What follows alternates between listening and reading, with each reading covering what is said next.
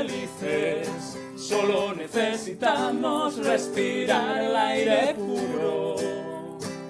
Pero el aire está contaminado, para ser felices, solo necesitamos alimentarnos con comida natural.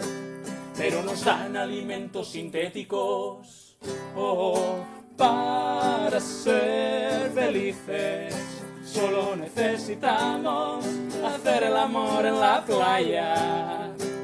Pero las playas están contaminadas,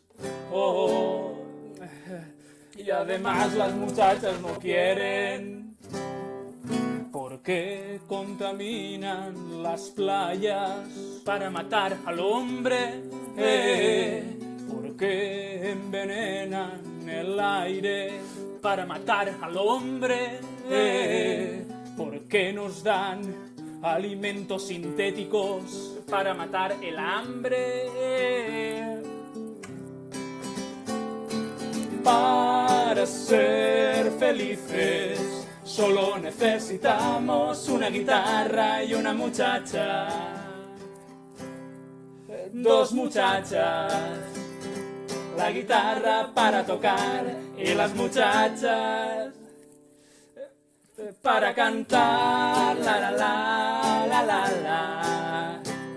Pero no hay madera para hacer guitarras. ¿Por qué no hay madera para hacer guitarras? Porque talan los árboles. ¿Y por qué? Porque talan los árboles para hacer guitarras. Para ser felices, solo necesitamos estar con todos los amigos. Pero en la ciudad vivimos distanciados. ¿Por qué vivimos distanciados? Porque estamos alienados. ¿Y por qué en la ciudad vivimos alienados? Porque se ha alienado de gente.